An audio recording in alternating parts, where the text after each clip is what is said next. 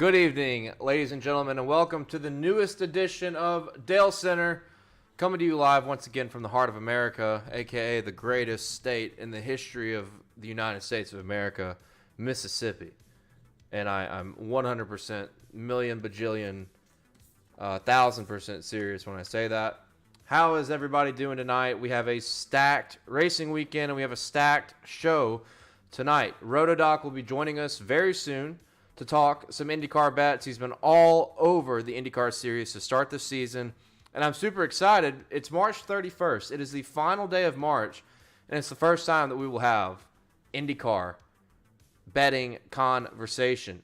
First time. That's crazy. That's crazy. Books got to be better, but I do see lines on Barstool Sportsbook and Caesar Sportsbook, and we'll get right into that once we start everything off. I'm checking out the chat. What is up, everybody? Nick Hook, good to see you. Troy's already about 83 beers deep on this Friday evening. And I didn't mention that. This is a special edition, not by intent, but by circumstance. And usually it's a Thursday night program. For anybody who might be new to this program, Friday night, everybody's having their beers. Everybody's starting to get kind of drunk. That's okay. Makes it a little bit more fun for everybody. As long as you drink responsibly and as long as you bet responsibly as well. I think they coincide, very, very, very, or they correlate very well together, because a lot of times when I drink, I become a massively degenerate gambler. That's just how it works. That's just how the world works. So Troy, be careful in the great state of Iowa. When you deposit into the sports books after you get some leans tonight, whether it's IndyCar or NASCAR.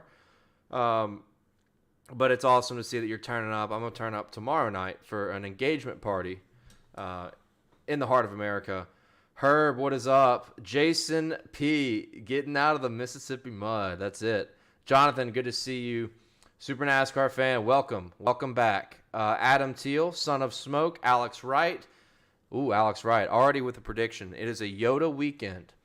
Look, when Toyota sponsors both events, yeah, they expect to win. I'll go ahead and tell you that. And especially for the Xfinity series, I would lean heavy towards the Toyotas. But the lines kind of suck, and we'll get into that once we get off of IndyCar and trucks. Lucas Vick, Exit, Matthew Jones. Who am I missing here? Good to see all you guys and girls. Welcome back to the program. I know you can't see it. Here, I'll show it to you. Giveaway coming at some point in the program. I'll probably do it right after Chase for the Cup with Garage Guy Chase. We're going to be giving away the brand new Chase Elliott 2023 cutout. I hope you guys are ready. Somebody from Dalescenter will be taking this brand new print Hooters Chase Elliott back to their house. Can't wait to give that away. We'll do that later in the program. Victor, good to see you.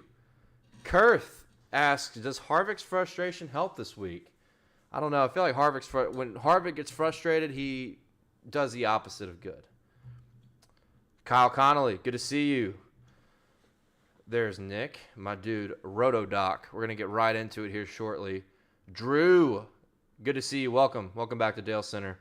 A lot of people in here, guys. It feels like the live audience is growing and growing week by week, and I'm very, very appreciative of you guys.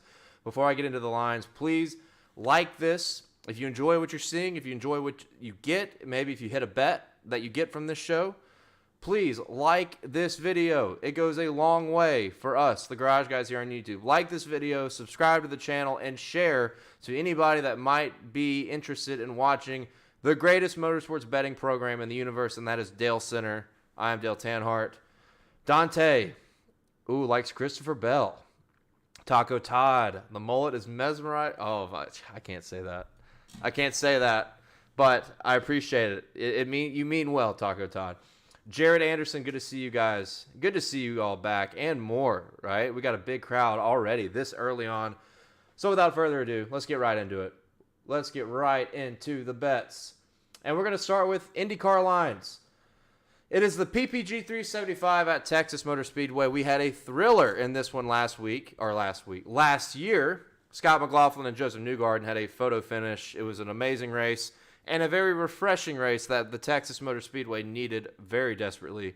I think I saw earlier Rotodoc or Greg actually pointed out on Twitter, like, the Texas NASCAR race here was pretty crazy. There was actually a lot of passing. It's just overshadowed by the abysmal, like one of the worst tire performances we've seen since the Brickyard 400 of 2008.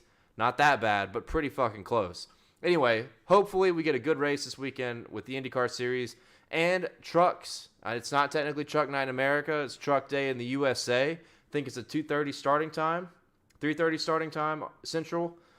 I'm not exactly sure on the start time there, but super packed, super packed weekend of racing, and it's the first time we get to talk IndyCar. So I'm going to go over these lines, and then we're going to get Rotodoc in here immediately to talk about what he's got. Rotodoc has so much on the board right now. It is insane. So I'm going to go ahead and get the invite to my guy Rotodoc over here. If you're in the chat, hit that up. There's a link. You got to join it, and then I'll throw you in there, and everybody will see you once we switch over to that. But we're talking lines right now. All the lines you see on the bottom of your screen are courtesy of Barstool Sportsbook. There might be some value in Barstool. There might be some value elsewhere. That's where Rotodoc is going to help us out in several of these bets. But the books, in particular, Barstool, has Scott Dixon at a 4-1 favorite. Joseph Newgarden not far behind, won this race on the last lap pass last year over his teammate Scott McLaughlin, who follows in at a 7-1. Not a co-favorite, but next in line, Pato O'Ward. I've got my eye on him. 8-1. Colton Hurd at 10-1. Alex Palou, Will Power, Marcus Ericsson, who is the defending winner at St. Petersburg. Completely different racetrack, but Marcus Ericsson has won an Indy 500, which is one of the more comparable ovals that IndyCar races when you look at Texas Motor Speedway. One of the more comparable ovals to the track, and it's really not that comparable at all. But IndyCar races on very limited ovals now do have to consider the success from Marcus Ericsson being an Indy 500 champion. Alexander Rossi at 18-1. Rotodoc's favorite guy on planet Earth. If you guys have seen Rotodoc on Twitter at all, you know Rotodoc fucking loves Kyle Kirkwood. Kyle Kirkwood sits at 20-1. Felix Rosenquist, 25-1. Romain Grosjean, 33-1. Pagano, 33-1. Keep an eye on Takuma Sato, 33-1. Could be a very, very sneaky play. Rotodoc might have some action on him. I've been saying it for a long time. I got to see Takuma Sato win the Indy 500 in person back in 2017. Nobody has more balls of steel than Takuma Sato. This guy gives no fucks. He is a full send, scary motherfucker. Takuma Sato, that is. He is a beast. 33-1 is a pretty damn good price when we talk about a guy that is a very accomplished oval racer in the sport. I'm not going to get into anything further down here. Without further ado, I'm going to try to get Rotodoc up in here. Let's see. There he is. There he is. Boom. I see him waiting. Hold on. Let's get him. Let's get him in here. Dual guest. All right, what are we doing here? What are we doing? Oh, give me a second. Streamlabs always gives me some hell. Rotodoc. Hold on one second. Let's do this one. There we go. All right. Hey, guys, I'm just saying, I know it takes a second, but it is a lot smoother than it was the first 3 times. Rotodoc is ready. He's in here. And we're going to get to talk some IndyCar bets for the first time on Dalescenter in 2023. Please, everybody, get some claps in the chat for my dude, who has been on top of the IndyCar betting markets like no other so far in 2023. Let's hear it for my dude, Rotodoc, the man, the myth, the legend. It's actually funny because this is the first time we have communicated through voice or through picture. We've always been pretty decent Twitter buddies. I've always shared bets, have a lot going on with the Action Network, and he's got a great show that I'll let him plug before he hops off. But, my dude, it is good to see you here on Dalescenter. Welcome to the show. How are we feeling about the weekend? Not just IndyCar, but everything altogether. I'm super excited for this weekend. We've got the The doubleheader in Texas and the doubleheader in Richmond, 2 separate doubleheaders. So weird, man. You can't go wrong with 4 races in a weekend. I mean, and that doesn't even count Formula One, but 4 North American races in one weekend. I'm pretty excited for it. Yeah. So I went ahead and just put RotoDoc's bets on the bottom of the screen. So if you're a regular Dalescenter guy or girl, you know that usually the Formula One program has 3 bets, right? I tell everybody to give me 3 bets. Well, we're going to do it a little bit differently here. RotoDoc loaded me up with a lot of bets with all of his unit allocations. So you're going to see his bets flowing on the bottom of the screen. And I'm just going to let him explain everything and just jump right into it. The PPG 375 at Texas. You take it away, my dude. Yeah, so I was a little bit lucky because living here in Vegas, I get the initial drop of odds. And Westgate Superbook hooked up Joseph Newgarden and Sexy Scotty McLaughlin at 8-1 each. So sent Dale my ticket. He knows that is a real number I got on each of them at 8-1. These two, like Dale said, they were battling it out for the win last year between Penske and Ganassi. Every race since the repave in 2017, either a Ganassi or a Penske car has won, with the exception of the second 2021 race where Pato O'Ward won. So if you're looking for a race winner, you got to start with the Penskes and the Ganassis. And what better than the 2 Penskes that battled it out last year at 8-1 each? I like them better than Will Power at 10-1. Will Power has struggled a little bit at Texas. He did have a win the very first year of the repave, but since then he's been struggling a lot at Texas. So I'd rather go with Newgarden and Scott McLaughlin at 8-1 right off the bat. I got a full unit on each. Yeah, look, I still live, and I know there's a lot of listeners and followers of both of us that live in states where it is very, very tough to get some good legal action on the sports books. You got to do what you can. Luckily, I'm in a good spot in Mississippi where I'm close to Louisiana. I have the casinos. They make me work for it, but I don't have the luxury that you have of having those Vegas books, which is awesome, by the way. Like, I'm jealous. I'm very envious, and I know there's a lot of people that are as well. Hopefully, if you are in a state that hasn't legalized it yet, that will change in the future. As Kentucky, I don't know if you saw that, Kentucky just legalized it, right? Oh yeah. Crazy. So I'm lucky living on the the Vegas, the Nevada Arizona border as well, so I can just do the little crossover action and hit some other books as well. Yeah, love that. Okay, jump into your next one. That's 2 outrights you have, and like you said, you got amazing value because you're looking at Caesars and Barstool, and you're looking at 4-1 or 5.5-1 for both those guys. So jump into another guy you have that's an outright. I think I mentioned him a little bit earlier. One of my favorite drivers. Go ahead, take it away. I know where we're going with this one. Gotta go with the madman, Takuma Sato. You said it, balls of steel. This dude will go for any hole he sees to a fault. There was one year at Texas, he clipped the infield and just created a huge wreck with Scott Dixon because he was going for a hole that was on the grass. So this guy he's just balls to the wall, like we said.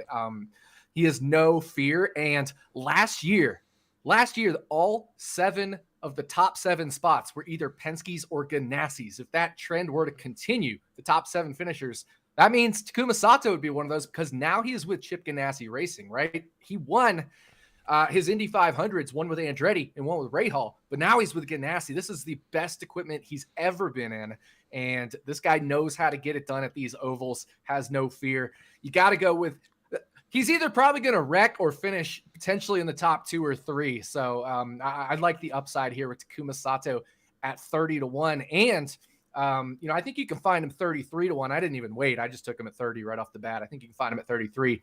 And at Caesars, I did grab his opening odds for top Honda at 16-1. Unfortunately, they like to use me to move the lines. And as soon as I bet it, it moved to 12. And then I think it's 9-1 now. But, I would definitely shop for Sato in some alternate markets as well if you can.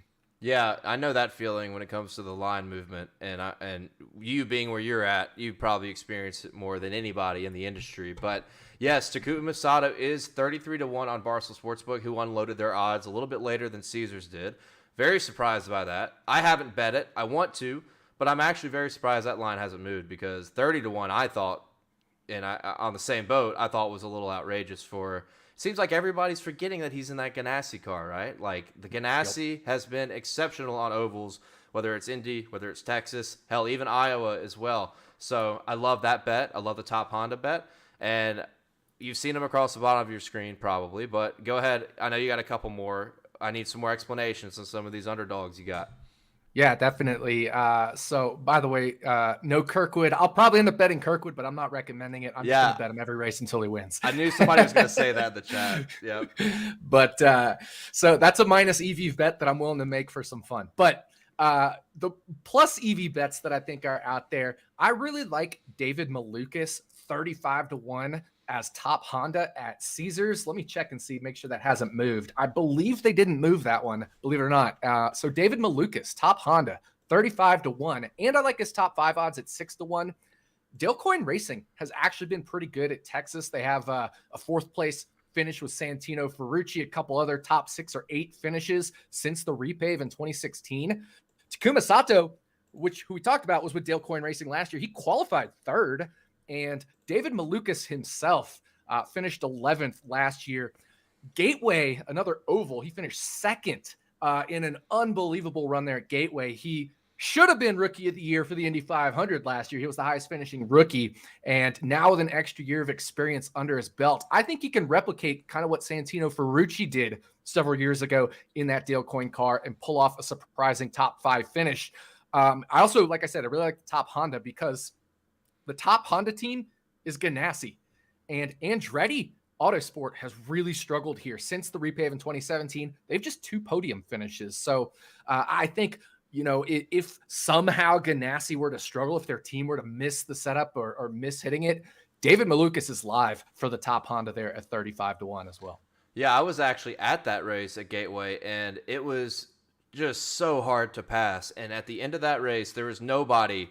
Like, this wasn't just luck that David Malukas just fell into that. He was passing everybody in the final 20 laps of that race. It was absolutely insane.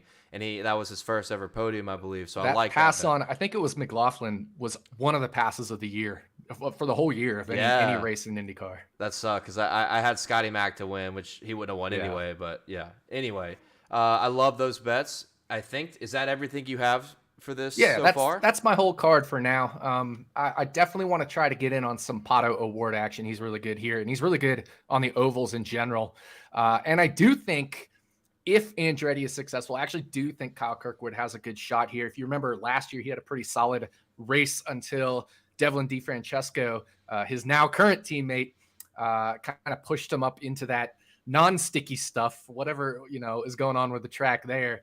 But he had there's a restart where Kyle Kirkwood made like 10 spots up in 1 lap on a restart.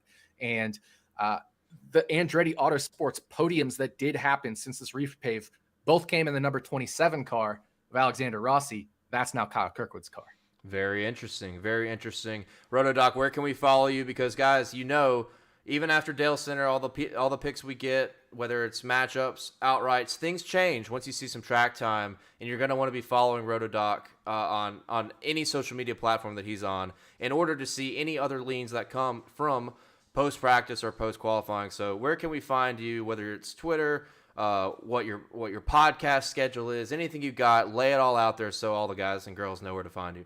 Yeah, well, at RotoDoc, of course, on Twitter, and I have 2 podcasts. One of them is called Stacking Denny's with Jordan Maccabee of Rotoballer. We record that on Tuesday nights, usually comes out on Wednesdays. And then on the Action Network, I have a podcast with Rotogrinders, which Action Network and Rotogrinders are under the same parent company. So Stevie and I technically work for the same company, but Stevie TPFL and I have the Running Hot podcast, which comes out on Thursdays, where we talk NASCAR bets as well. You can find all my work at actionnetwork.com and follow me in the Action Network app.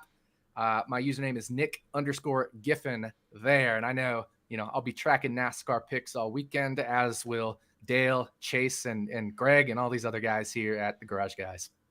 There you have it, ladies and gentlemen. That's RotoDoc. You heard the man. Go follow him. Go listen to everything he's got going on. And we're excited to watch some IndyCar action. Dude, it's awesome to see you finally in person, technically. Yes. We will again soon. And absolutely. Real quick, I saw somebody mention the Tecate. Adrian Fernandez former kart/IndyCar driver, used to drive the Tecate car. So there's an IndyCar connection there. There you go. There you go. Good way to sign off, Rotodoc. We appreciate you, and good luck this weekend with all your bets throughout all the motorsports action.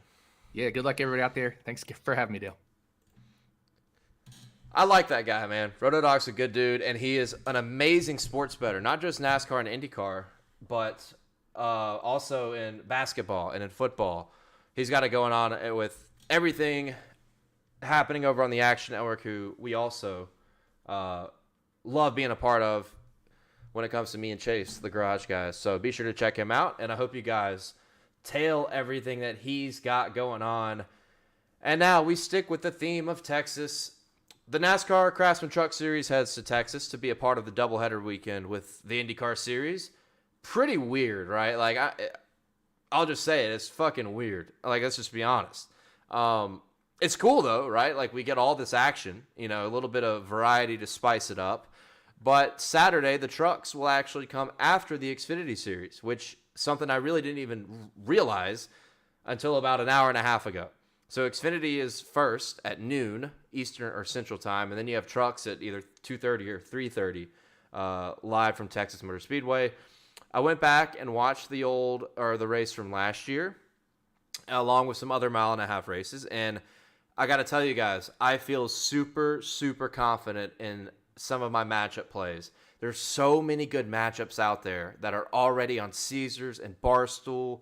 And if you're a guy that uses Bovada, if you're a guy that uses maybe something like Bet365, which isn't an offshore, but oftentimes throws different lines out there. If you're a guy that uses primarily offshores, keep an eye out, because there is going to be some awesome value, I think, when it comes to offshore plays, offshore matchups. If we've already got good stuff by the books at this point of the week, I think right up into the green flag when the offshores start dropping their lines, it's going to be good stuff. And I can't wait to dive into these matchups with you. I'll go ahead and tell you guys, they're on top plays. They are on top plays. But when we look at these lines, courtesy of Barstool Sportsbook, I will tell you guys what sticks out to me and why. Of course, this is the second week in a row, even without Cup regulars in this race, that the books have saturated everything, right? You did not see these kind of lines last year in 2022. You just did not see them. Zane Smith is plus 325 as the favorite. Christian Eckes 5.5 to 1. Majeski 5.5 to 1. Corey Heim sits at 7.5 to 1.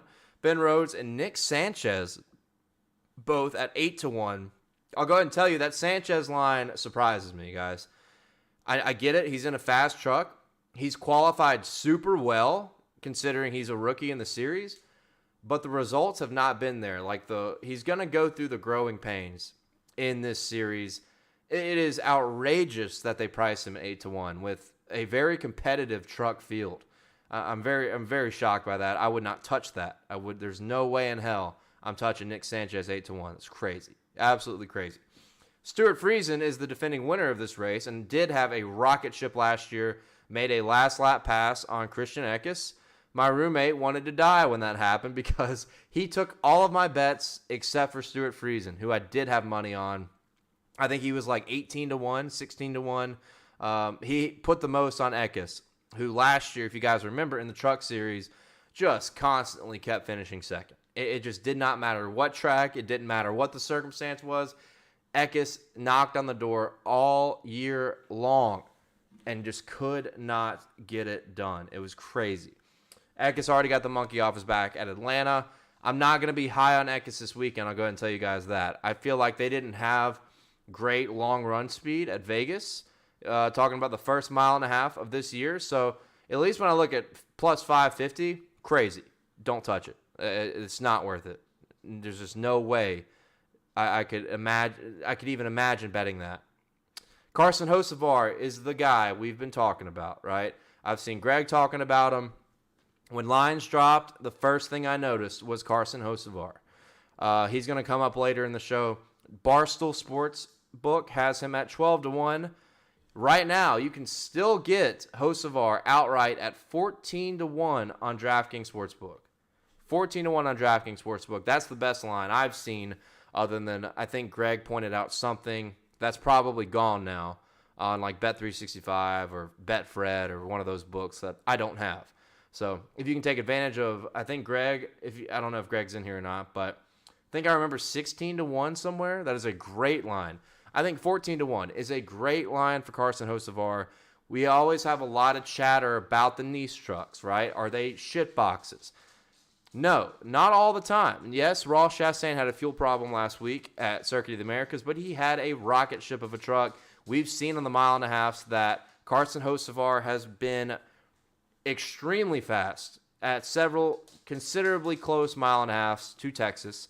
Charlotte was really good. He was really good here last year. He almost won Kansas in the fall. Used a little bit of strategy to do that, but getting the finishes. Carson Hocevar has used 2022 as a big growth year, had a lot of fast trucks. I'm very surprised to see 12-1 or 14-1 via DraftKings Sportsbook. I would immediately check that out when you get the chance.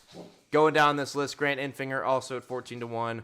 And then you have a big fall off to everybody else. You got Taylor Gray at 25-1, Matt Crafton 28-1. Chase Purdy, I think, could be interesting in Kyle Busch equipment at 28-1. Jack Wood also in a KBM truck, 35-1. Matt DiBenedetto, Tyler Ankrum, Tanner Gray, and the last guy I'll talk about on this list is Raja Caruth. There's been a lot of chatter about Raja. Look, we know he's in a GMS truck. I think GMS has struggled recently in the past couple of years on mile-and-a-half racetracks since they lost guys like Brett Moffitt, since they lost guys like Zane Smith and Sheldon Creed. I feel like their program has taken a step backwards. So I'm a little wary about plus 8,000, plus 10,000, but Raja's been kind of fast this year and has been in position to get good finishes, just hasn't worked out. And I think that's a lot of that just rookie experience. Same kind of thing I'm talking about with Nick Sanchez. Same thing we talk about with Chandler Smith and Xfinity. Just got to get the finishes that you've deserved for 99% of the race. The 1% is always where they fold, right? Or they make a mistake, where they're speeding on pit road, burning up the tires, getting in a late race accident. We've seen it with Carson Hocevar last year as well. I think Raja Caruth is going to have to go through that. But, hey, look, he's in a decent truck, right? He's in a decent, pretty fast race truck. So, plus 8,000, plus 10,000, not the worst thing in the world. Will I bet it? I don't think so. But I understand. I've seen a lot of chatter about it, so of course I'm going to talk about it. Let's see. Appreciate you guys giving some good, nice words or kind words to our guy RotoDoc. Scott, good to see you. Eric, good to see. Love seeing Dale work. Yeah, saw me doing a little bit, trying to get his frames right. Miss Taco Todd, hello. So good to see you. Welcome back to Dalescenter. And now we got a little bit of some questions here on trucks. Eckes and Majeski, top 5, top 3. I love Ty Majeski. I just don't like the price. I just don't like the prices that we're seeing on Ty Majeski. Bet US is a matchup freaking heaven for all 3 series. Yes, I have heard that. Hocevar still plus 1,200 on Bet US. Hey, DraftKings, 14-1. Get it while you can. Eckes versus Rhodes head-to-head. Cedar, I'll go ahead and tell you right now, that is a stay away from me. There are other matchups where you can find considerably decent or considerably close value to that matchup, but I think better outcomes are out there. And we'll get into that later once we get into the top plays. But let's move into the Xfinity Series. Now we shift away from Texas to Richmond. One of the most boring tracks and honestly, it's kind of funny. Texas has also been kind of boring. It's like the boring track weekend. And look, I know I'm being a dick, and I'm an optimist. I really am an optimist. We're going to see the new package on a short track with the Cup cars. Think it'll be better than what we saw last year, at least in the fall race. Spring race here at Richmond was exciting last year because of the tire strategy, which I did not expect. The tire strategy, and they had a little bit of it in the fall race as well. Just could not believe the deferring strategy that dictated what happened in the race. It was crazy. Absolutely crazy. I feel like that's not a common thing you would usually see at Richmond, or at least not to the extent that we saw it with the 3-stop strategy or the two-stop strategy in the last stage or whatever it was. It made it pretty exciting. But we shift ahead to the Xfinity Series, which over the past few years has been owned by Chevy and Toyota. Defending winner Ty Gibbs bumped John Hunter Nemechek out of the way on the final corner in what was actually an amazing battle, a super entertaining race in the Xfinity Series. And we talk about this on the podcast. That's usually what the Xfinity Series does. Continues to be the best form of natural racing in NASCAR, which is the NASCAR Xfinity Series, the second tier of NASCAR. Unfortunately, on the betting side, it kind of fucking sucks. Similar to trucks, we have been given some pretty terrible odds once again, but I'm confident there are some valuable plays out there. John Hunter Nemechek, I love this weekend. I mean, before odds came out, I'm thinking John Hunter is going to lead a bunch of laps. He's going to run top 3 all day, and he probably is the favorite to win. And then he opens up at 3-1. Can you bet 3-1? You can, but I do not recommend it. I do not recommend it. It's just such a hard pill to swallow. Justin Allgaier has won twice here, both. I don't know if you guys remember 2020 when COVID hit and NASCAR had to shift up their schedule. They did a doubleheader weekend at Richmond, and Justin Allgaier won both days. He won Saturday and he won Sunday. I think those are his only 2 wins at Richmond. He might have another one a little further back with Junior Motorsports, but I think those are his only 2 wins. We know Allgaier is a good short track racer, and we know he's been in the mix a lot when it comes to Richmond Raceway. 5-1, also don't think it's worth it. Josh Berry also sitting at 5-1. Sammy Smith is an interesting one. I'm on the JGR camp. They're going to bring the same car that they had at Phoenix to Richmond, confirmed. So you got to think Sammy Smith is going to have speed. You got to think Sammy Smith's going to be up there as well. I just don't. 6.5-1 is tough. 6.5-1 is tough. 7-1 is tough. I was hoping we get something a little bit better. I think for the Xfinity Series, when it comes to most of these outrights, I'm willing to wait on qualifying. I am. Because I just don't see it getting much worse than it is right now. And it is bad. I mean, these lines are terrible. And credit to the sports books for figuring it out, right? They have figured it out. They are putting us in a harder position, making us risk more to bet on the things that we like. And that's made my job harder. It's made it harder for everybody involved in this industry. But we're going to find a way. Don't you worry. But the gist of all this is I'm going to wait till after qualifying for most of these.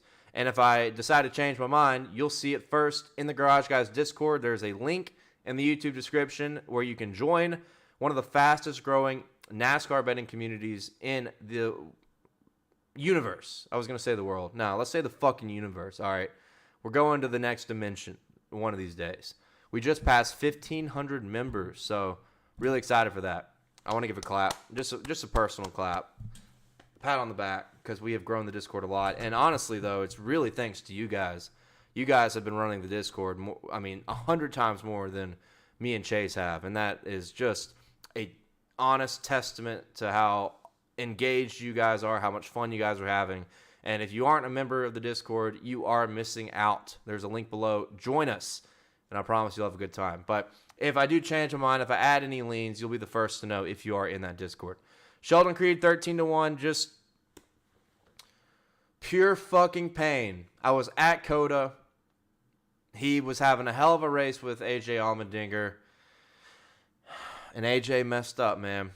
AJ messed up, turned my guy around. He turned him around, locked him up, took him out. Hate it.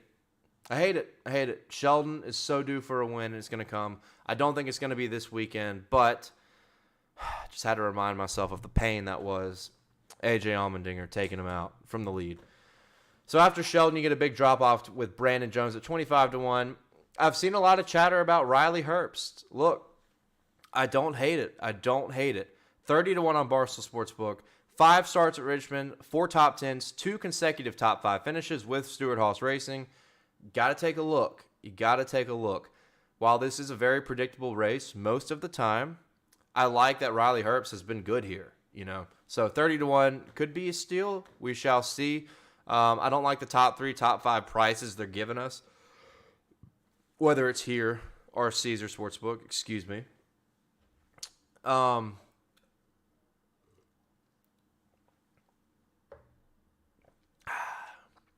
Started to get that dry mouth. I'm a fucking hell of a talker. Shake these. The link is in the description below. It will say, I think it'll say join the Discord, and you click it, and it'll be in. Very, very simple. Yeah, thank you guys. Cheers to 1.5K in the Discord. That's pretty awesome. Yeah, we're making progress. It's awesome. Great community. Daniel Hemrick at 40-1 has had some good runs at Richmond. I was looking at him, but then I remembered all the pain that he's caused me, and I don't think he could ever be worth betting on, except for that one race where he won the championship. Parker Kligerman 60-1, and then everybody else is kind of whatever, right?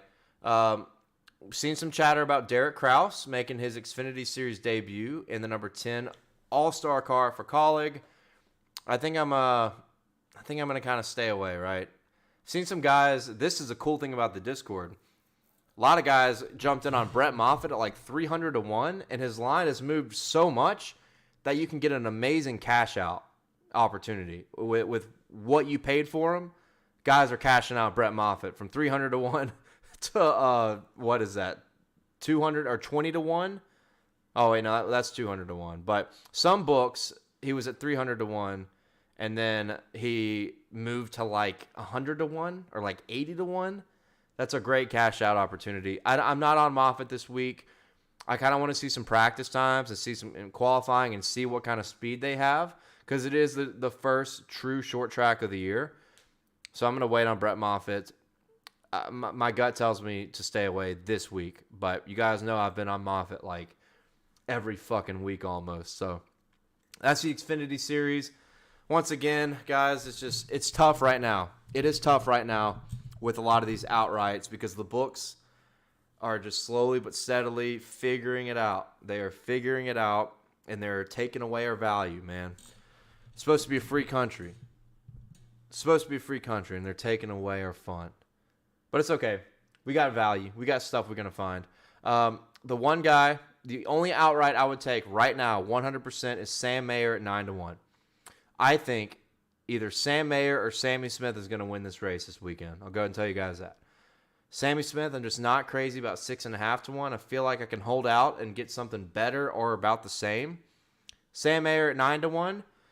It's interesting because I want to hold out because I feel like they haven't been great at qualifying. They've been way better in race trim, way better in long run situations. Very similar to how Justin Allgaier is, right? Typically doesn't qualify super great and then races super well. So I want to wait on Sam Mayer, but then you look at other books like DraftKings and Caesars. He's 9-1 on Barstool, and every other book has him at like 6.5-1 or 7-1. So that's making me want to bite because you feel like there's a chance you won't see 9-1 again. So there is one outright that I really like at this price. It's Sam Mayer at 9-1. Great short track racer, was good here last year.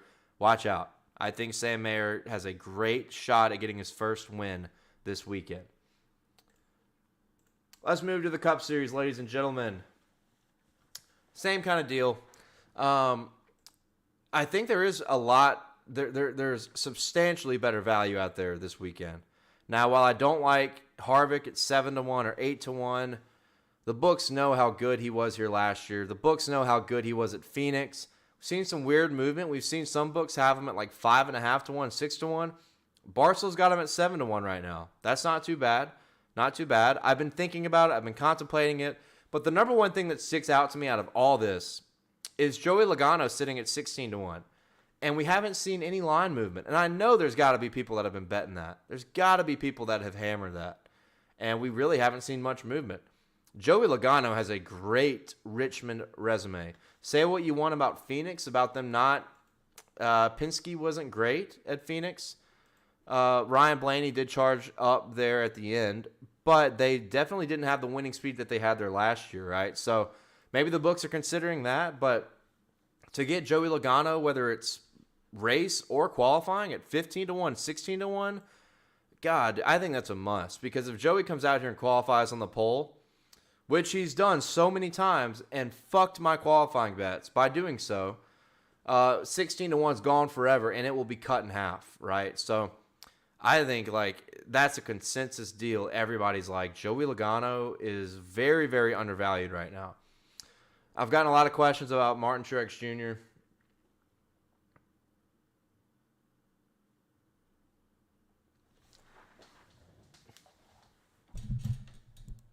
Never forget.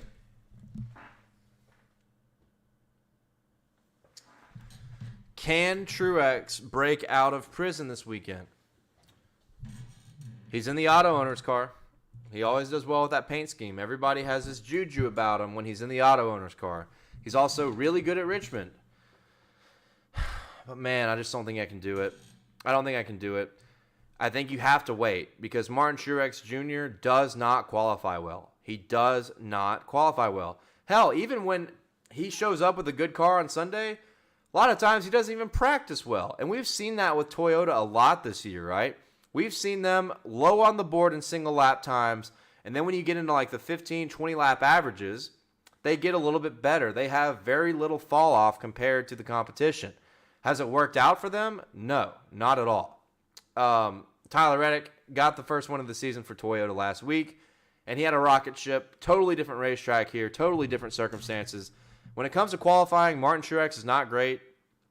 If he doesn't qualify well, if he's not good in practice, and then you get a 12-1, 14-1, 16-1 opportunity, then you take it because Truex is the guy that will be slow and then show up and be super good on the long runs at a track like Richmond, and then you got to consider it, right? But I can't bite on 8.5-1. You're not going to see lower than 8.5-1. Like, personal guarantee. Well, I'm talking about Barstool. Caesars might have them lower. I'm going to check real quick and see what Caesars has. Basically, you're not going to see anything lower than what you're seeing right now in the books. Caesars has 7.5-1. Great. DraftKings has plus 1,000. That might be something I would bite on if for some reason you would be worried about his line moving in something less favorable to you. For me, I think we can end up getting 12-1, 13-1 by the time we see the green flag on Sunday. Guy does not qualify well. He does have one pole here, though. He did win a pole at Richmond back in like 2018, but it doesn't hold much stock. It doesn't hold much value here at all. So I'm going to wait on Martin Truex Jr. Anything else that sticks out here? Josh Berry's going to be back in the 9 car. I was talking about Brad Keselowski a little bit earlier with somebody. 25-1, and his teammate Chris Buescher, 35-1. I think are good lines. These guys are going to come out and win a race in the first half of the season, and it's going to change everything. Chris Buescher, remember, fall Richmond race was charging through the field, finished third. He won at Bristol. Brad Keselowski was also fast in the fall Richmond race as well, also good at Bristol. The program has clearly upped their game. They are better in 2023 than they were in all of 2022. I think, when you go look at Brad Keselowski's Richmond resume, you've got to consider some action on Brad K. Qualifying and in the race. To win the pole and to win the race, maybe top 5, top 3. Brad K is a really good Richmond racer. And if he's got a good car, which I think there's a lot of data indicating that he will, that he might have a good car this weekend, you got to take Brad K. Keep an eye out. Because another guy, if he qualifies up in the top 10 or top 5, you're probably not going to see 25-1 anymore. And I feel similarly about Chris Buescher as well. But really, really got my eye on Brad Keselowski at that price. On the Garage Guys NASCAR podcast earlier this week, I talked about Ryan Preece at 150-1. Now you're looking at 80-1 or 100-1. It's moved a lot. So I think Ryan Preece could be some good value at for a top 10 or a top 5 maybe. If Stewart-Haas comes with some decent speed, maybe we all learned something from Phoenix because Harvick and Briscoe were both really fast at Phoenix, which does have some correlation to Richmond. If we see some similar correlation, I wouldn't be surprised if Ryan Preece had a top 15 car. And if you got a top 15 car in this series, you never know what can happen. You get one late race caution and it flips the race upside down, and then you're looking at a top 5, top 3, and hell, maybe even a win. So I think Ryan Preece is somebody to look at, even at 80-1.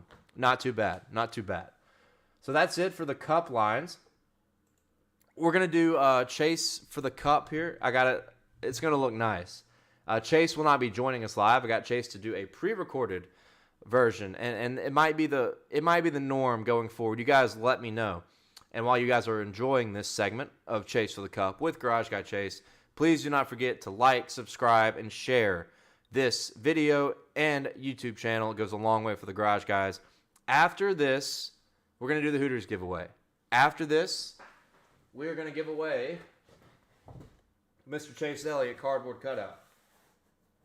So you guys enjoy what Chase has to tell you about the bets that he's on already. And I'm just saying, look, there is nobody hotter at NASCAR Cup betting right now than Garage Guy Chase. And it's not even fucking close.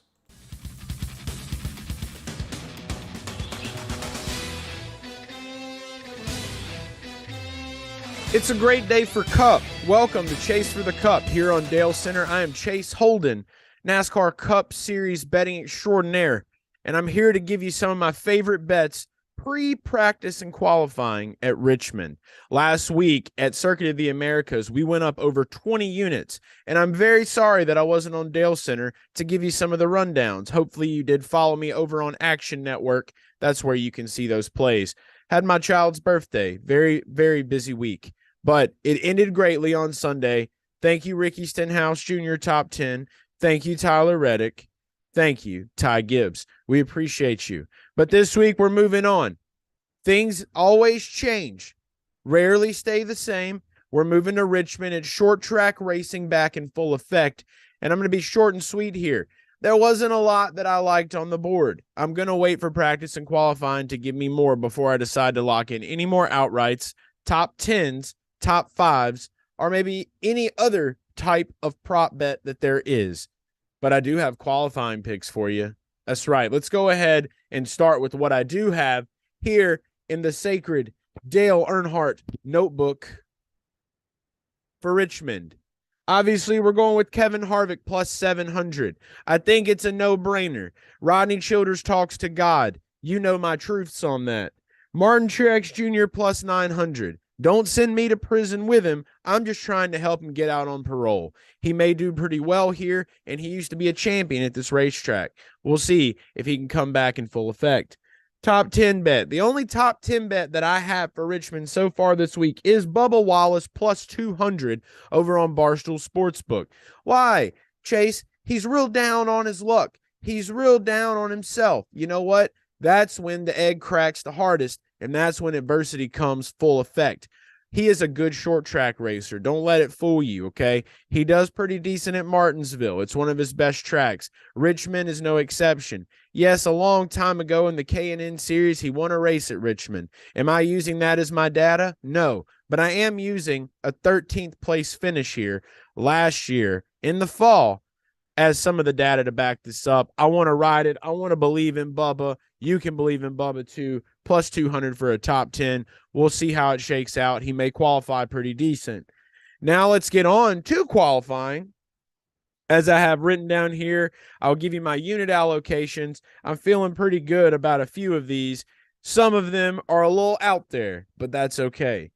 Chris Bell plus 800, 1 unit to win 8 units. The Bell boy is the boy when it comes to these types of tracks. I want to see Chris Bell on his best. He's got to get a pole here. He is a pole boy, and we know that. Not a pole boy like here in Louisiana. He's a pole boy. He's good at poles. Chris Bell plus 800. I'm loving that. Joey Logano plus 1,200. Look, Team Penske has been finding a way to do what they need to do. Joey Logano, I'm not going to lose qualifying to Joey Logano again, especially when I can get him at plus 1,200. Half a unit to win 6 units. You're not going to win as much because it's never exciting winning anything with Joey Logano, so I did that on purpose.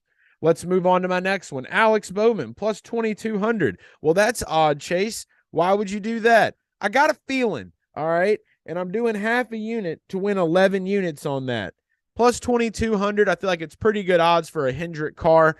You're going to get better odds on that. I don't want to go all the way up to William Byron. I don't want to go all the way up to Kyle Larson. Bowman is the comfortability play for me at Hendrick Motorsports.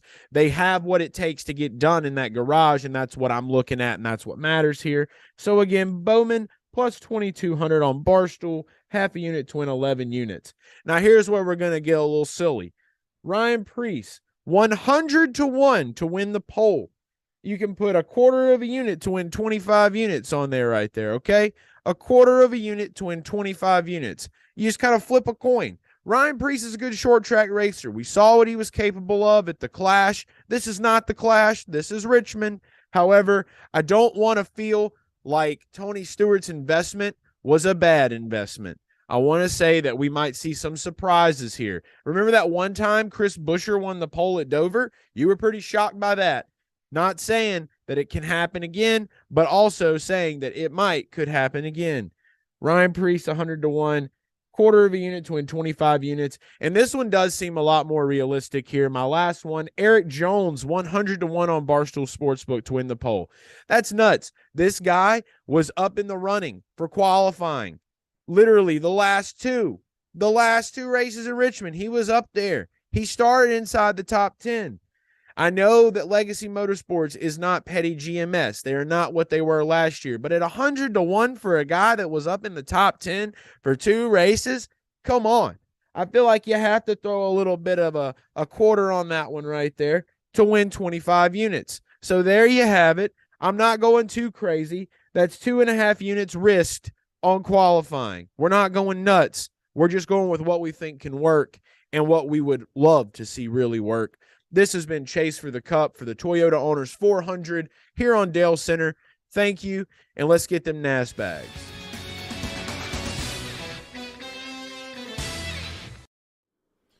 All right, there you have it. How'd you guys like that? It helps me out to turn that into more of his own segment, and I think we can make that segment even better as we progress here in Dalescenter. It helps me out because Streamlabs is a bitch. Streamlabs is a fucking bitch about getting guests on. They make it so difficult for whatever reason. So that actually helps out a lot, and I actually think that was better. I hope you guys enjoyed that. I like the edits. I like the edits that go with it. But all right, I think it's time. I think it's time to give this sucker away right here. Only Dales, yeah, only Dales. So I hit 11,000 followers on Instagram, and they've been like offering me different ways to like get monetized. And one of them is like a subscription service. I just turned it on to see what it would do, and people were blowing me up about, oh fuck, I gotta pay to see your stuff now. I was like, no. I just turned it on just to see what it would do. It like notified my followers that, hey, you can now subscribe on Instagram. I think it's kind of dumb, but I don't know. I was just playing around with it. But yeah, it would be cool. I'm thinking about doing something like that.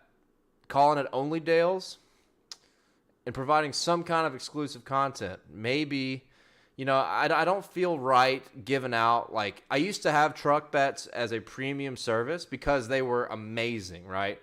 Last 2 years, I've just been lights out in trucks. This year, I haven't. So, until I get back on track in trucks, I'm consciously not going to feel okay about making people pay to see the picks, right? Because I want them to be good, and they haven't been good to start the year off. So for exclusive content, there's always a chance that trucks or Xfinity could go there, but I want it to be better than it is right now before I make people pay, whatever it is. I wouldn't make people pay much, but it's a thought. Only Dales. Love that name.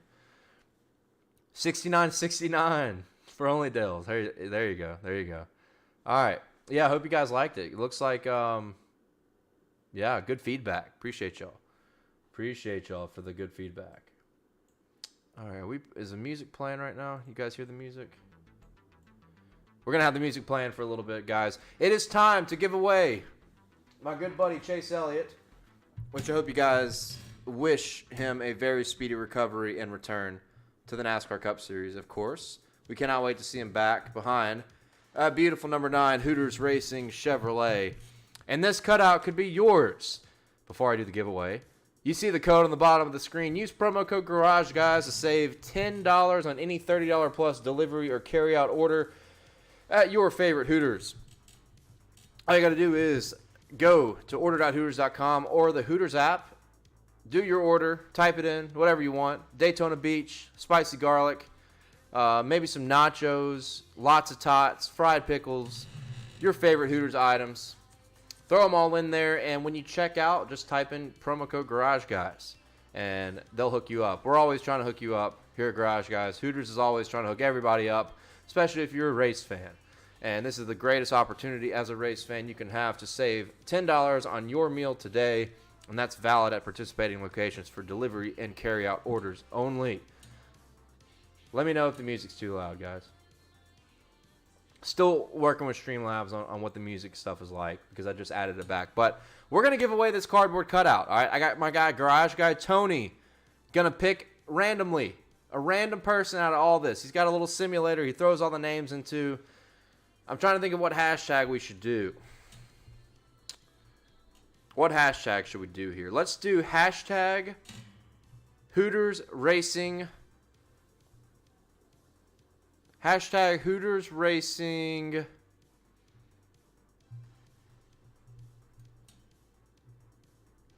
Let's do hashtag Hooters Racing 40th anniversary. Nah, that's too long. That's too long. Let's do hashtag Hooters 40th anniversary. How about that? Hashtag Hooters 40th anniversary. Type it in. Get the chat going. Share this. Retweet my Dalescenter tweet. Reshare it on Instagram, and it might help you win. It might help you win. You never know. We're giving away 10 of these, right? We're already giving away 10 of these through social media on Hooters Racing on Instagram. Now we're just adding to the pile. I'm giving away one exclusively to you guys. To you guys all watching Dalescenter. Hashtag Hooters Racing 40th anniversary.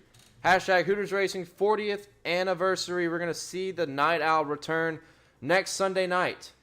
Hooters 40th anniversary is fine too. You can do Hooters Racing or Hooters. Doesn't matter. Don't care. Either one works. We're going to see the Night Owl return with a good twist to it, right? Little electricity. Nice, I don't know what they call that blue, but it's electric blue, I like to call it. Get those flowing in the chat, and my guy, Garage Guy Tony, is going to pick one lucky winner to get this brand new Chase Elliott cardboard cutout. And this cutout, like, you guys, if you've watched Dalescenter, you've seen the one that I've always had in the corner. This one's better. Like, it is, like, nicer. They printed these. I'm trying to get a better look for you guys. And it's a cutout. You get it. Cutout's a cutout. But this is better quality than the last one. Better quality than the last one. You guys, fill up the chat. Share this stream. Like this stream. Be sure you subscribe and like. If you don't subscribe, if you don't like the stream, I will rescind my offer. All right? I will rescind my offer if you don't drop a like and if you don't subscribe to the Garage Guys YouTube. Wait a second. Hold on. I'll be right back. I'll be right back. Enjoy the music. And keep filling up that comment section with the Hooters 40th anniversary.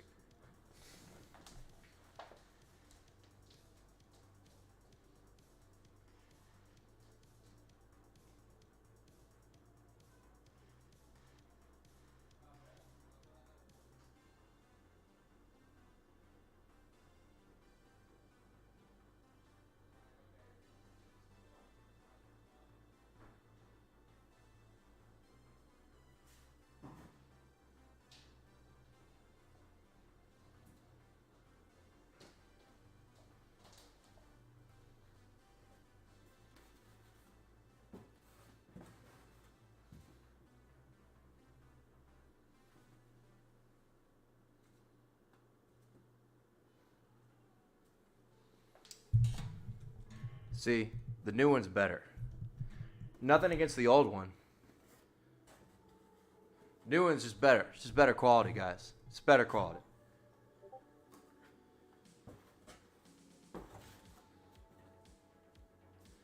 This one won't even stand up anymore. Yeah, I had to bring old Chase back out for the last time.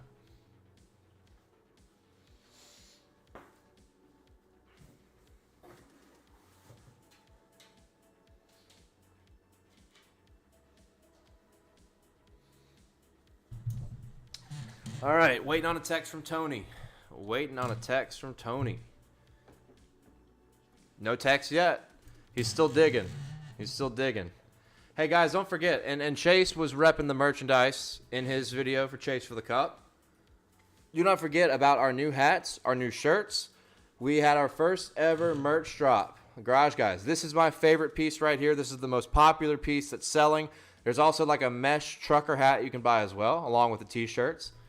This is an awesome hat, and I have a massive head. My dad has a massive head. We need a certain kind of hat, and this hat works for us, and it looks so damn good, and it feels so damn good. The first link below, you will see a link to the dailydownforce.com website. That is where you can buy our brand new Garage Guys merch. Be sure to check it out. I'm not a hat guy. You know, I got to let the mullet free, but I will wear this hat. I do wear this hat a lot. The rope hat is filthy. And I personally guarantee you buy one, you're going to like it. You're going to like it. We'll have to give one away soon as well. Be sure to check out everything on the dailydownforce.com as well. All right, we're going to shut this down.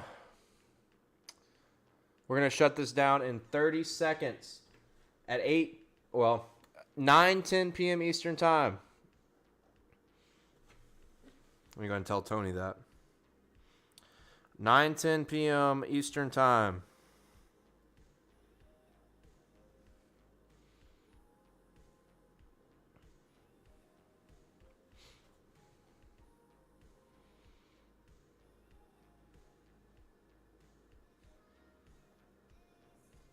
Man, yeah, you guys did not disappoint on filling this chat up. Good job.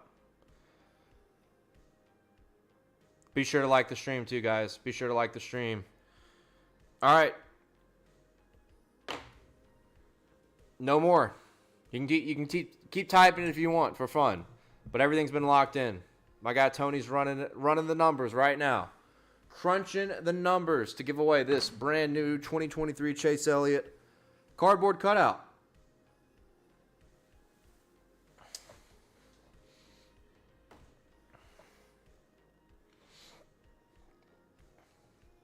Also, be sure you're following Hooters Racing on Instagram. Forgot about that.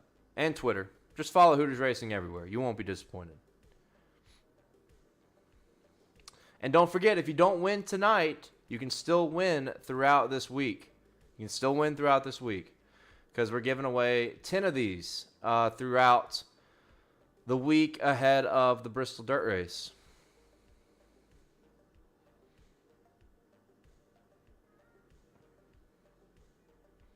Man, yeah, you guys. Hey, 69 viewers. Nice. Nice. All right, the text is in. The text is in. Who's it going to be?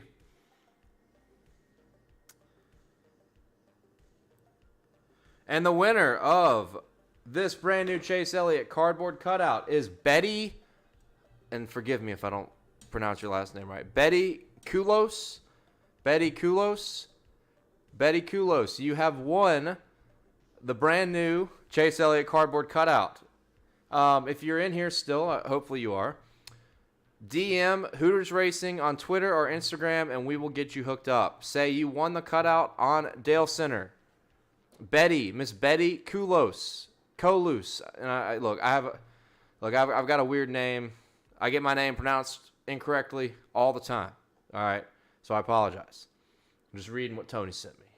Miss Betty, congratulations. You have won the cutout. And don't forget, guys, if you follow Hooters Racing on Instagram, we're giving away a bunch more of these Chase Elliott cutouts before we get to Bristol for the dirt race next Sunday night. It's not over. You can still enter a bunch and hopefully bring home one of these awesome brand new cutouts in honor of Hooters' 40th anniversary. Miss Betty. There she is.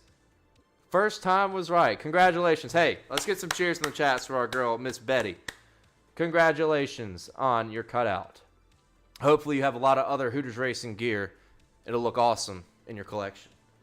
All right, Chase, back over here. We'll see ya. Appreciate everybody for joining and doing all the hashtags. That was really cool. All these comments, all the likes, all the subscriptions help us. They go a very long way here at Garage Guys. And Hooters Racing has just been an awesome partner of ours over the past couple of years. And we're so thankful to have Hooters and Hooters Racing a part of our sport and a part of our community. Go to Hooters. You'll have a good time, I promise. And you can save money with promo code Garage Guys. All right. No more being nice. No more being nice. It's time for the Wall of Dale, guys. It's time for the Wall of Dale. We're very upset about a few things. We had a bad week. It's weird because we hit 3 of our 5 top plays last week. Like, we hit Cindric top Ford. We hit the top play of Chastain over Heim. We hit our first Tan Heart Triple Crown parlay of the year. If we count parlays, we had a positive weekend, but I don't count parlays to my public unit count, and you guys can debate this. Anybody out there, debate this, because I've just never counted parlays like that to my unit count publicly, because most of the time they're not realistic, right? Like, they scratch an itch. I want to scratch that itch for you guys like I scratch it for myself to give a real fun parlay, like what Discord Trevor does with his psychos. Troy does a lot of parlays. So I don't count them to my public unit count. If we did, we would have, in my spreadsheet, I think it's plus 2.5 units on the year just from parlays after that one hit. But my point here is we had a good Dalescenter week last week, giving out a lot of winners, but not a profitable weekend because Kyle Busch didn't win the truck race and William Byron didn't win the Xfinity race. So that kind of screwed us over. It's okay. A lot of times we're going to be close like that.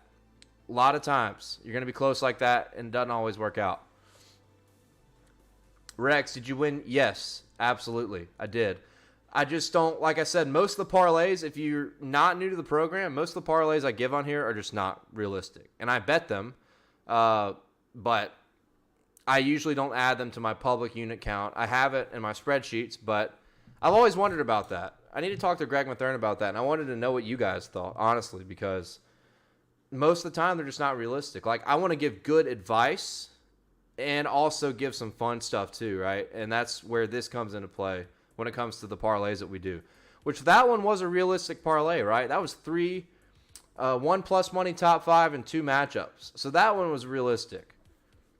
But I've always kind of wondered, as I've gotten better at being better at tracking over the last couple of years, whether it's something I should publicize. I lean towards no, because there's going to be parlays that I put on here that just are very, off the fucking wall. But you guys debate that, and we're going to get into the wall of Dale here. I don't know where to start. I'm angry about what happened last week. I had AJ Allmendinger up here on the good side. I had, who else did I have? I had Chris Bell, who crashed, ruined our top 10 bet. I got to give Austin Cindric a little bit of credit. He did cash our top Ford bet, but also fucked me because he was one spot away from a top 5, and that was one of our max plays of the weekend. Exit. It's a real pro move for not counting it in your public count. I appreciate that. I just feel like we would be positive on the year if I did, right? So, regardless if I'm positive or negative, which I'm not going to be negative a lot because the units are so small. I think last year, if I had counted it, outside of if I did put a couple parlays on Action Network, just cup parlays only. But it's way harder, in my opinion, to hit parlays between all 3 NASCAR National Series. And if we counted them all last year, we would have been negative by maybe 4 to 6 units. So you have that margin of error there. But I don't know. Maybe I'll publicize them. Maybe I'll put my spreadsheet out there that has parlays included. But yeah, I wanted to bring that up because I was thinking about it the other day. All right. Let's do it. I'll start with the good. I want to stay light because we're going to stay light on most things until we get to qualifying. But there's a bet that I like later in the program that involves our good friend, brother, Ben Rhodes in the Truck Series. There's a bet that involves Ben Rhodes that will be on top plays that I really, really like, and you'll see it soon. Ben Rhodes, I think, has a good shot to be doing it for Dale this weekend. Remember, these guys, which he was with a different crew chief last year, has a new crew chief this year, they kind of struggled on the 1.5 miles. And Vegas earlier this year had a good, strong top 5, top 3 run and surprised me. Honestly surprised me. Did not expect that from Ben Rhodes, considering their program was not great on the 1.5 miles last year. I think Vegas could be a good indication that they have found some speed on similar track types. So I like Ben Rhodes this weekend. Let's get Ben Rhodes up on the wall, doing it for Dale.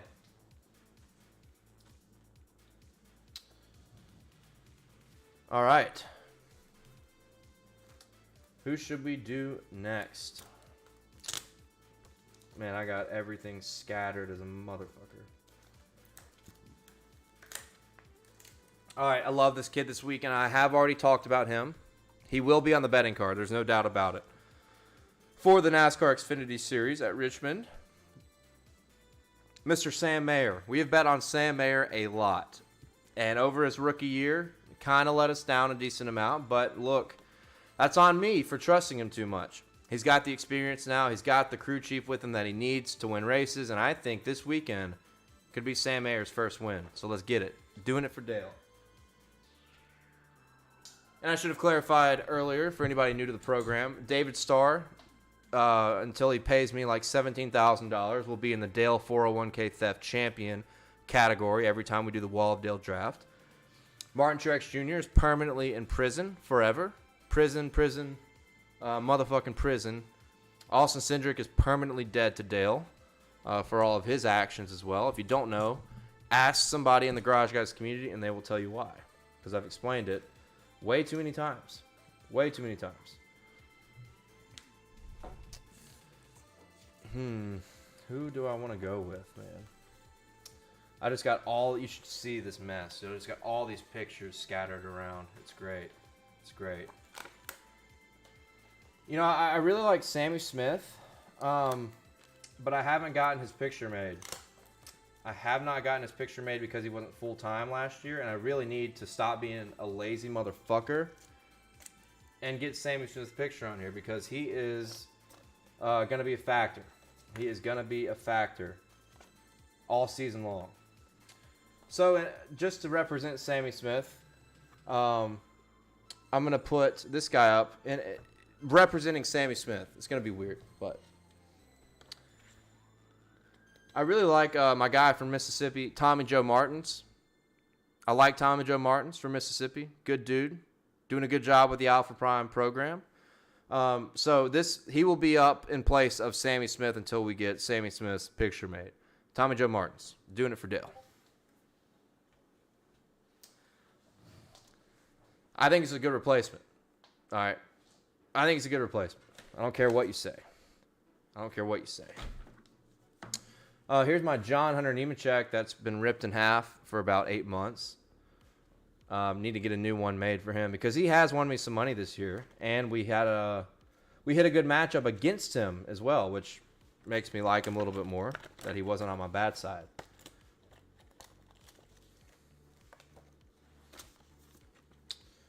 Man, who do we want on the wall, guys? I don't know. Just feels like there's nobody here. Feels like there's nobody here. I don't know why. I haven't moved anything around.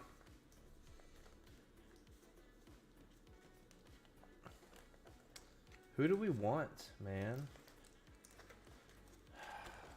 I've got all these hundreds of fucking pictures and I can't decide. Actions detrimental to Dale. Lost profit. How much do you use for a unit? You know what? I've always been very, very honestly a troll about what I do for my units. Just because there's a lot of people out there that get so angry. But since I have grown to love the Dalescenter community so much, I will tell you guys that my unit, this is the first time I've ever publicly stated this, I think. My unit is $100. So there you go. My one unit is $100. If we're talking about the conversation of parlays, like it's 0.1, it's like 0.05 to 0.1 unit. So $5 to $10 on the majority of parlays I do. Last week I think I put 0.2 on that one just because the odds were plus 628. You know, we talked about, all right, 2 more guys on the good side. We'll do 2 more guys on the good side. 2 guys that are enemies to each other, actually. Talked about one of them earlier. I saw someone else mentioning this guy. But we're going to talk first about Joey Logano. You're just not going to find many opportunities to grab him at 16-1 for the race, 12-1 for qualifying.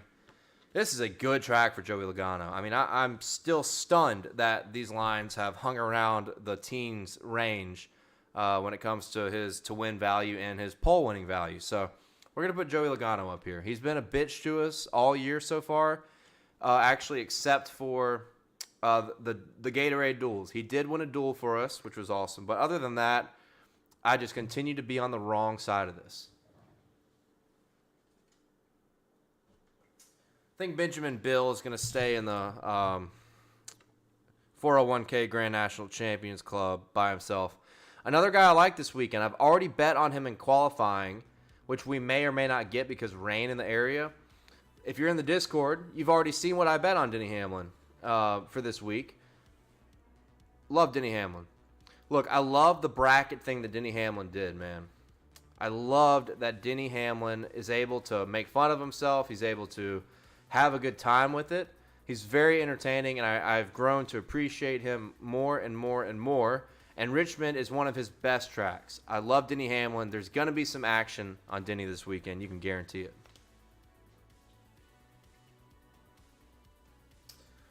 All right. There's one more guy. You know, I reminded myself of one guy that I wanted to put, who I think it's a big weekend. I might have to get up and find this guy. Hold on 1 second. Where are you?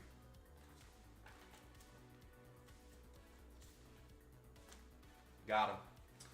Guys, this is the weekend. I think this is the weekend where this kid is going to bring home some motherfucking bags for the Garage fam. Talked about him in the show already. And he's going to be the final addition to the Doing It for Dale side. That is Mr. Carson Hocevar. Carson Hocevar, sneaky play. It's like the books have forgotten that he had winning trucks at similar style racetracks in 2022. You got to have some action on this kid. Got to. Carson Hocevar, Truck Day in the USA, whatever Chase calls it. Truck Night in America, Wake Up with Trucks, whatever the fuck you want to call it. Carson Hocevar is going to be in the mix on Saturday evening. All right. We're going to do Sports Guide of the Week. We're going to leave Cindric in there by himself because I want to radiate good energy only. And I think for like the 9th time this year, I don't know, Josh Williams was the Sports Guide of the Week last week, which of course he deserved. But we're going back to our roots. The best hair in the garage other than me and the hardest working man in the garage. Sports Guide of the Week, Dalescenter, Week 7. Week 8, whatever fuck it is, goes to BJ McLeod. Let's get some claps, some cheers in the chat for the hardest working man in NASCAR. That is BJ McLeod.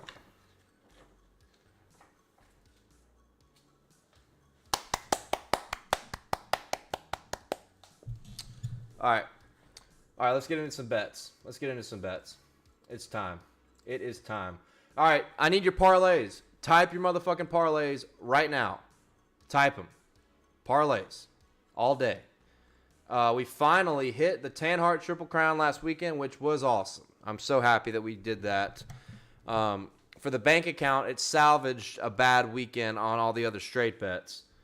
And hopefully you guys tailed it. The Dalescenter Community Parlay is back. We're still waiting on a Dalescenter community person to hit the parlay. You hit the parlay, and it is named after you for the duration of the 2023 season.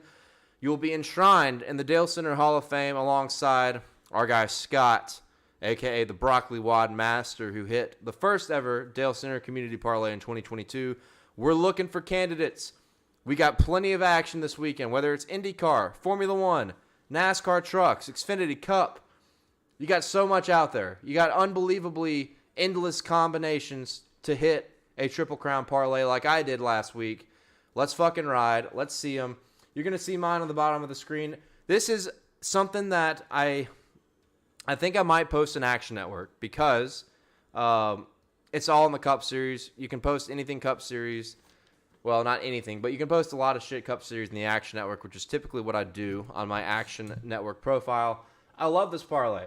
We're going Kevin Harvick over Kyle Larson. It's not even close when it comes to resume at Richmond. Kyle Larson won one race at Richmond, and it was based off of a late race caution, and the field just blew themselves up, and Kyle Larson won. I think it was fall of 2018 or fall of 2017. Kevin Harvick has been way better at short tracks over the last couple years. Phoenix was a massive indication of what could happen with Harvick this weekend, and going forward at similar short tracks. Yes, Kyle Larson was also really good, but then if you're incorporating how good they both were at Phoenix, let's go to the resume at Richmond. Let's go to the resume and closer history at similar racetracks. At not just Phoenix, outside of Phoenix as well.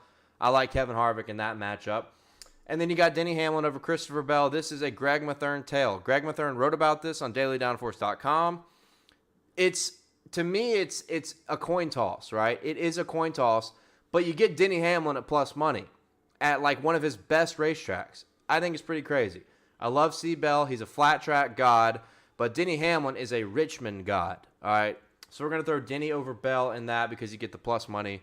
And then we're going back to back on taking, and I misspelled it. Shit. I'm going to fix that because I'm OCD. Kyle Busch over Tyler Reddick.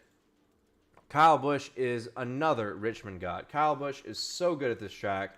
I don't care about the equipment. 23XI kind of struggled here last year. And Tyler Reddick has not been the greatest at Richmond. This is not a great Tyler Reddick racetrack, while it is an amazing Kyle Busch racetrack. So give me that. We're going pretty conservative once again on the Tanhart Triple Crown. I feel super fucking confident about it.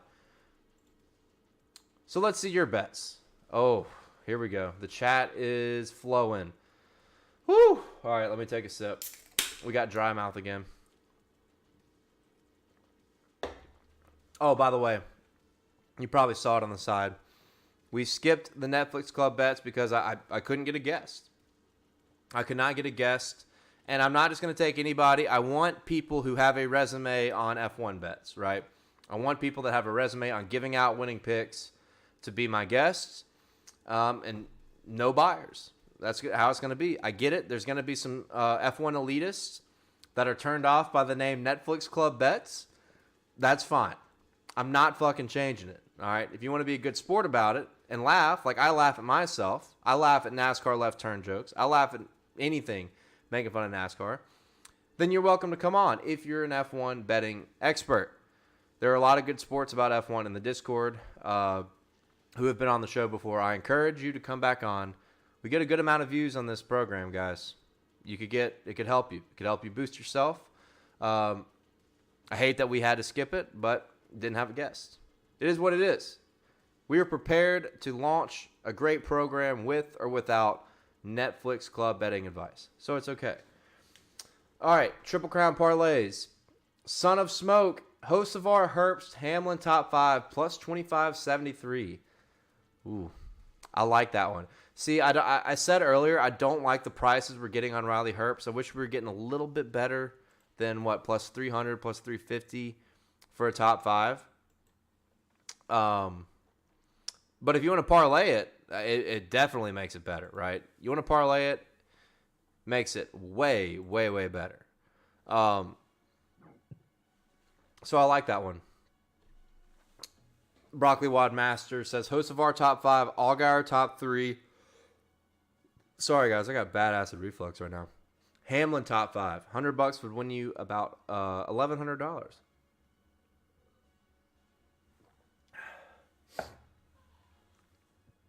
I like that one. For some reason, I don't have a good feeling about Justin Allgaier. I don't know why. I just don't.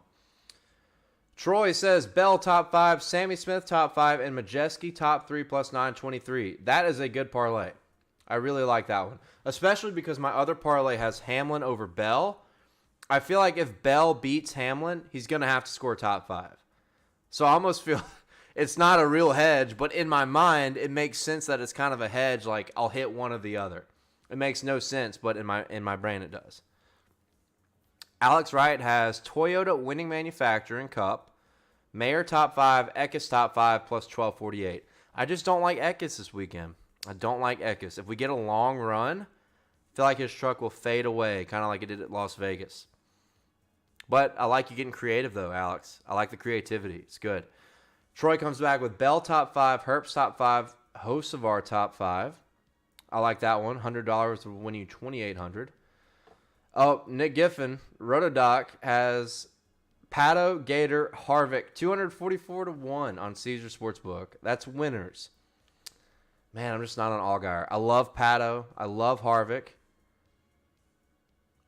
I don't like Justin Allgaier this weekend. I hate it. He's like the best dude ever. And he's a good short track racer. That's kind of a gut thing, man. Son of Smoke comes back with Infinger top 5, Mayer top 3, Logano top 5. I don't like Infinger top 5. I'll go ahead and tell you that right now. Jonathan has Newgarden top 3, Hamlin top 3, Mayer top 5. Give me a price on that. That's a pretty good parlay. I like that one. Give me a price, Jonathan. Eric has the underdog parlay. Hamlin over Bell, Blaney over Reddick, Harvick over Byron, plus 720. I want to go something a little more aggressive because I've already got the conservative parlay on the Tanhart Triple Crown. But I like that. I like that. 3 matchups in Cup again. Taking the underdog in all of them. Byron's just been so good everywhere. He does worry me when it comes to him and Harvick. I think Harvick will be better, but Byron has been really good this year. It makes me tough. It makes it tough for me to go against him. Jared has Hocevar, Mayer, Logano. Give me a number. I need prices. Troy, we got Harvick top 5, Sammy Smith top 5, Majeski top 3, 14-1. That's a good parlay, dude. That's 14-1? Damn. Maybe that's a good fucking parlay, man. I really like that one a lot. Son of Smoke, we're going to bookmark that one. That might be the one. Son of Smoke has Rhodes, Herbst, Busher top 5. $100 wins 4,700. Okay. Rex has Harvick top 5, Denny top 5, Bubba top 10. Hey, Garage Guy Chase is on Bubba top 10. I don't want to parlay. Bubba's a little too inconsistent at this kind of track for me to parlay it, I guess. Super NASCAR fan has Red Bull top 6, Aston Martin double top 10, plus 107 on DK. Son of Smoke says, here's your F1 bet. Verstappen. Love that. Taco Todd, plus 3412. I missed yours if you sent one before that. Mayer and Hamlin all top 3 plus. Okay. Scott has Hocevar top 5. John Hunter Nemechek win and Brad K top 10 plus 2,060. A little over 20-1 on that one. Oh, I hate the way that came out of my mouth. Yeah, let's just go 20.5-1. I don't know if I want to throw a Nemechek win in there. I think that's the one I don't like. He's got the best chance of winning out of everybody, I think, but I don't know. All right, Jonathan, you gave me plus 1436. That's a good parlay, dude. I like that one. I'm going to go with Troy here. Dude, this is a good fucking parlay. Troy, type that one again so we can lock it in. And tell me what book. Tell me what book so I can go do that tonight. Before I go back. Ow. The fuck. But I love that parlay. It's 14-1. Harvick top 5. Sammy Smith top 5. Majeski top 3. Love that parlay. That is it. That is going to be the Dalescenter Community Parlay. That is easily my favorite one. These have been some good ones, guys. I appreciate you all. But, dude, that one that Troy sent, crazy good, dude. Crazy good. I can't even, like, that is so good. That is a good fucking parlay, dude. If that doesn't hit, I'm going to be sad because that's the one. Harvick top 5, Sammy Smith top 5, Majeski top 3. I also like if you wanted to do a Denny top 5 instead of Harvick. You can kind of mix and match there. I love Sammy Smith. Sammy Smith is going to be a top 5 car. I think Ty Majeski is going to be a top 3 truck. If Majeski gets the top 3, this is going to cash. Majeski top 3, I think, is the hardest one. Absolutely love it. That's it. That's going to be the Dalescenter parlay. No doubt about it, guys. All right. It's time for top plays, ladies and gentlemen. Like I said earlier in the program, we went 3 for 5 on top plays last week. If you had only taken my top plays, which I know is very unrealistic, if you only... Oh, Sammy Smith was top 3? Ah, oh, shit.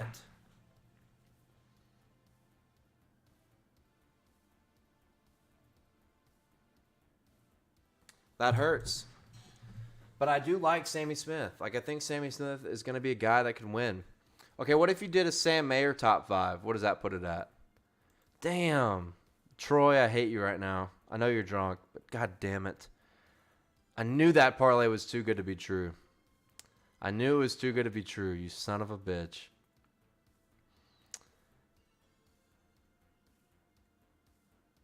If you do a Sam Mayer top 5, it's plus 853.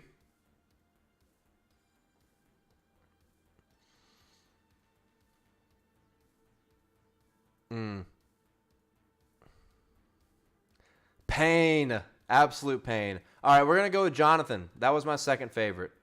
Let's go with Jonathan. Newgarden top 3, Denny top 3, Mayer top 5. Plus 1436. Yeah, we don't want to do a plus 567, I don't think. Nick, what was yours? Sub Allgaier for Sammy and mine then? Where's yours? Let me scroll up. Oh, I don't want to do an all winners parlay. I don't want to do an all winners. I love it. I love it. And if it hits, you better talk your shit to me and say, "Hey, I told you." But I want to do something that feels more realistic, I guess. Yeah, Jonathan, we're gonna ride it. Plus 1436. Just over 14-1. The Dalescenter Community Parlay is going to be a Joseph Newgarden top 3, a Denny top 3, and a Mayer top 5. Love it. Love, love, love.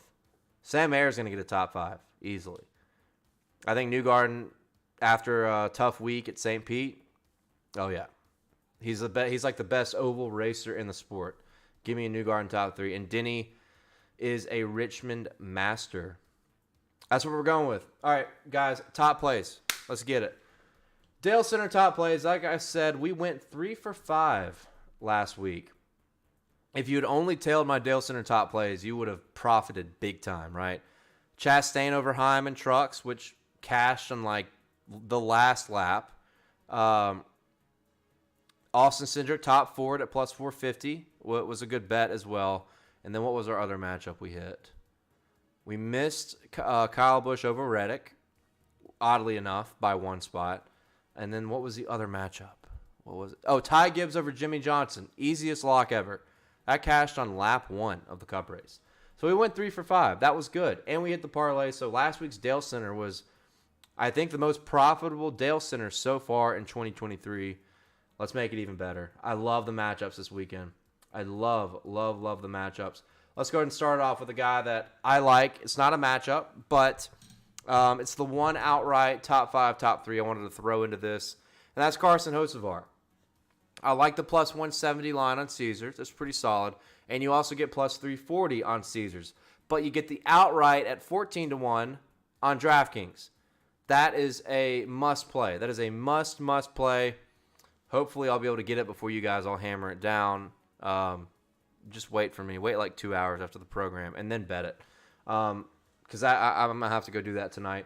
But I love Carson Hocevar. Guys, he had great speed on several intermediates last year. I think his first win in the Truck Series is going to come at an intermediate. It's going to come at a Charlotte. It's going to come at a Pocono. It's going to come at a Texas. It's going to come at one of these racetracks. Guarantee it's going to happen. It could happen at the dirt race, too, at Iowa. Are we going back there? Can't remember.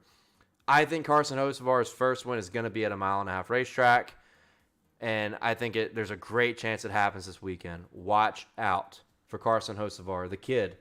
14-1 on DraftKings Sportsbook. Love the top 5. Love the top 3. It's all going to be on my card this weekend at Texas. Moving on. This is another matchup I like, okay? And let me explain. I know Zane Smith's the favorite. He's the defending champ. Beast in the Truck Series. He's going to be a Cup driver probably the next 3 years or less.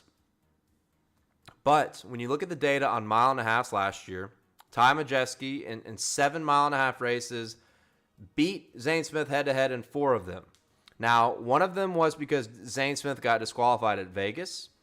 But when you look at this, especially towards the end of last year, Ty Majeski was a rocket on these 1.5 mile intermediate style racetracks. If his pit crew had performed a little bit better in a couple of those late race situations, he could be 5-2 head-to-head against Zane Smith. in 2022. Now, Vegas, Zane Smith was faster, no doubt. But I look at this bet more as a toss-up. So if you're going to give me plus 140, I see value in that. I'm thinking just a unit. Put a unit on this. I think it has a great chance of hitting. Both of these guys have had pit crews that have had problems. And Zane Smith, a lot of his problems came on intermediate-style racetracks in 2022, including Texas last year when he cut down a tire. He definitely didn't have a winning truck here. Ty Majeski had around a 5th to 8th place truck. They ran around each other a lot, actually, in this race between 5th and 10th place. To me, it's a toss-up. If you're going to give me a toss-up play in my mind at plus 140, I'm going to take it. I like it a lot. I'm going to put a unit on this and see where it goes.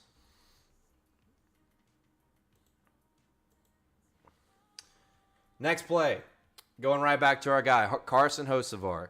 In 2022 on 7.5-mile racetracks or intermediates, you throw in Pocono, you throw in Homestead, Hocevar was 5-2 head-to-head against Grant Enfinger. And one of the ones he lost to Grant Enfinger was Charlotte. If you guys remember Charlotte, Carson Hocevar had like an 8-second lead with 2 laps to go and a caution came out. You had a late race restart and Hocevar crashed with Ryan Preece.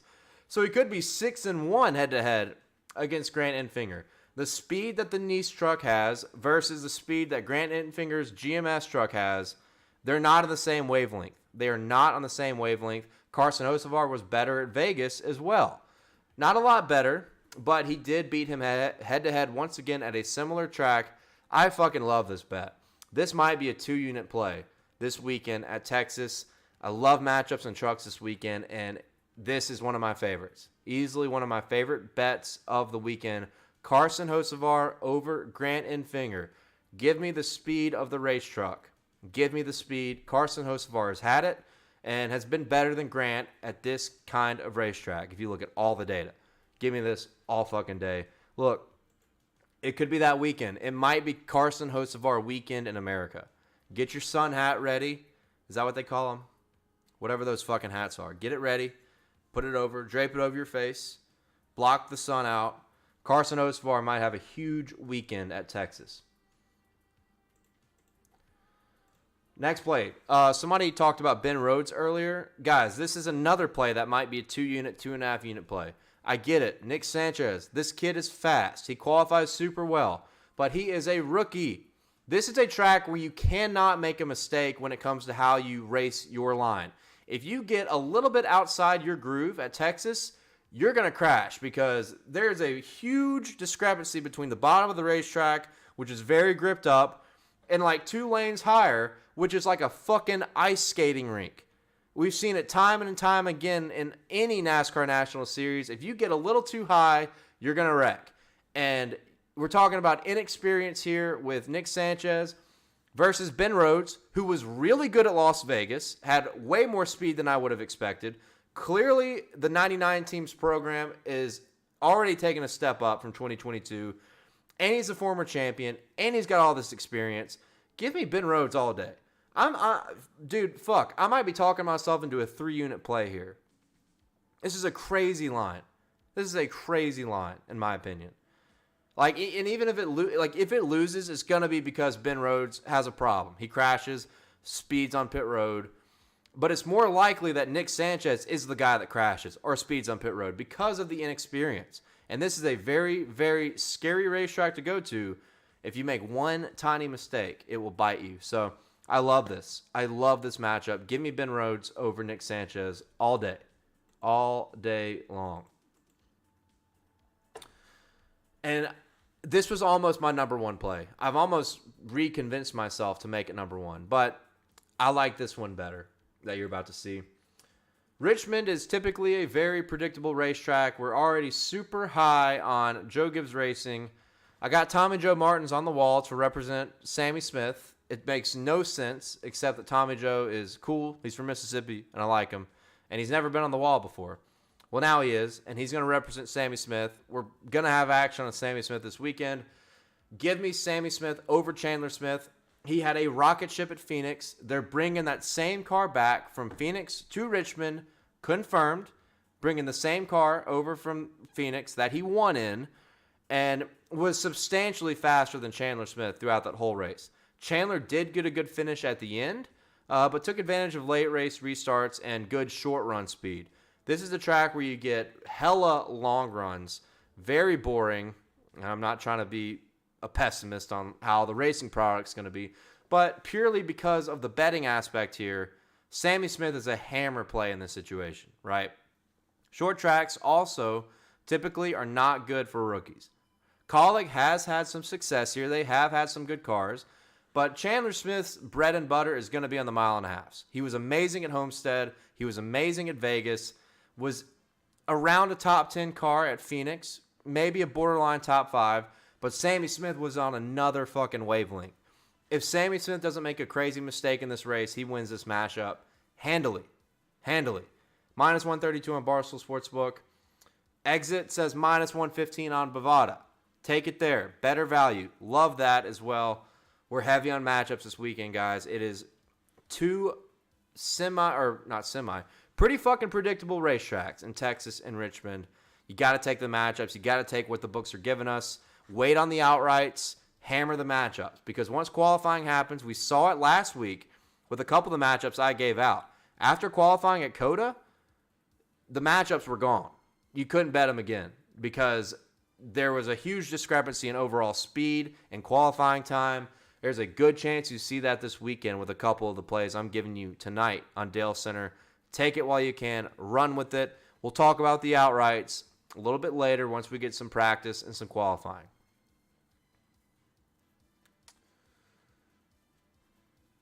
No live pit stops at Texas for trucks? Is that true? I did not know that, if that's the case. Can anybody confirm that? I did not fucking know that, and I should know that. No live pit stops for the truck race? Makes sense because it's a standalone truck race, so like the crews are with Cup. That's interesting. I think that helps us. I think that helps us because I like the raw speed. I think the raw speed of Ben Rhodes will be better than the raw speed of Nick Sanchez. I think the raw speed of Carson Hocevar is going to be better than Grant Enfinger.